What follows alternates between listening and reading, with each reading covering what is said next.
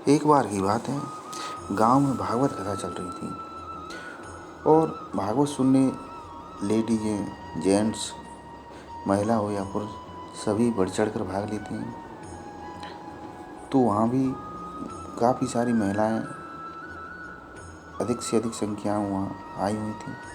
और महिलाएं अक्सर क्या होता है कि वो महाराज जी जो भागवत कहने वाली होती हैं उनके ज़्यादातर नज़दीक ही बैठती हैं ताकि उनको अच्छे से सुनाई दे। एक महिला थी बेचारी, वो क्या अपने छोटे से 4-5 साल का बच्चा होगा उसको लेकर वहाँ भागवत सुनने आया करती। और वो क्या थोड़े महाराज जी के नज़दीक ही बैठती।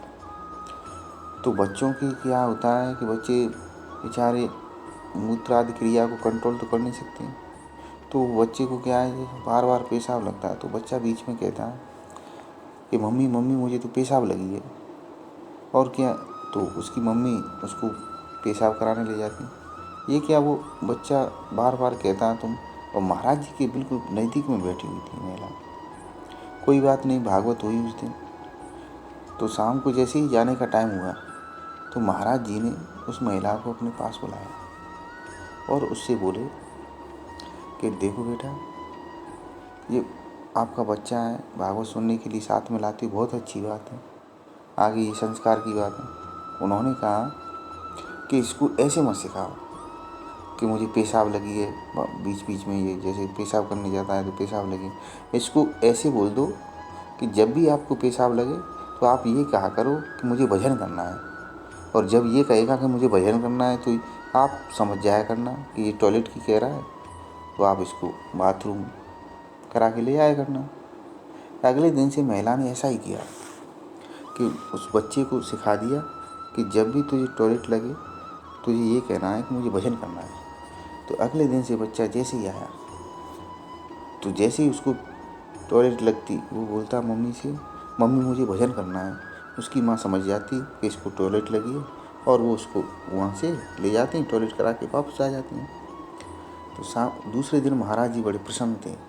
क्यों? कि बच्चा एक धार्मिक शब्द के रूप में टॉयलेट को कह रहा था। तो इससे क्या है, जो धार्मिक वातावरण बना हुआ था वहाँ भी कोई अवरोध नहीं हो रहा था। तो ठीक है, महाराज जी ने उनको शाबाश दी। दूसरे दिन ऐसी ही भागवत कथा चलती रही और 7 दिन बाद भागवत कथा समाप्त हो गई।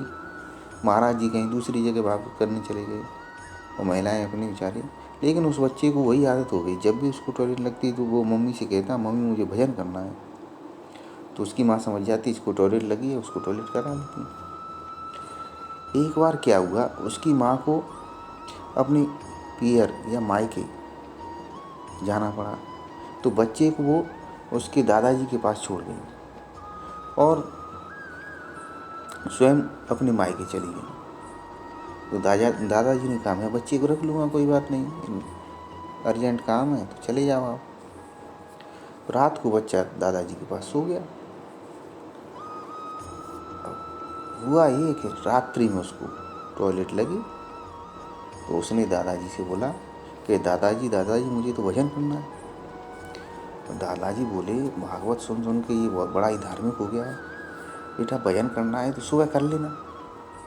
तो उसको बच्चे को सुला दिया। थोड़ी देर बाद थोड़ा प्रेशर बढ़ा टॉयलेट का, तो फिर उठ के बोला दादाजी मुझे तो भजन करना है।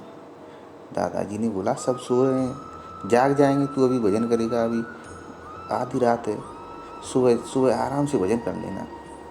और दादाजी ने उसको बच्चे को दोबारा से सुला दिया।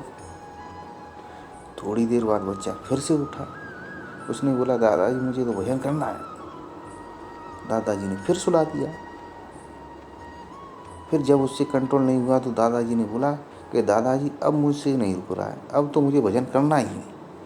अब दादाजी बोले कि इसकी ज़्यादा इच्छा हो रही है भजन करने की और मुझे नींद आ रही है। तो दादाजी बोले चल करना है तो कर ले, लेकिन सुन भजन धीरे धीरे करना और मेरे कान में धीरे धीरे बोलना, जो ही बोलना है, ठीक है।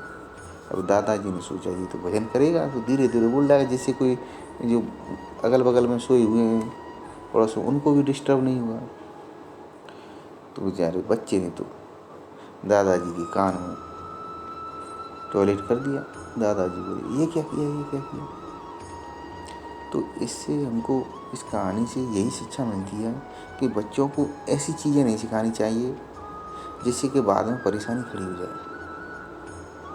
उनको उसका अर्थ और समय का महत्व ध्यान में रखते हुए कोई भी चीज़ बतानी चाहिए, क्योंकि बच्चों पर कोई भी चीज़ हम सिखाते हैं वो अंत तक उस पर असर डालती है। हमने अगर किसी बच्चे को जैसे बचपन में बोलते हैं हुआ आ गया, तो वो क्या उसके अंतर्मन में छप जाती हैं बातें। इसलिए इस कहानी से हमको यही शिक्षा मिलती है कि हमको अनर्गल बातें या जो भी है वो उस हिसाब से हमें बच्चे को नहीं सिखानी चाहिए। थैंक्स। प्लीज़ अगर वीडियो अच्छी लगी तो लाइक और सब्सक्राइब करें।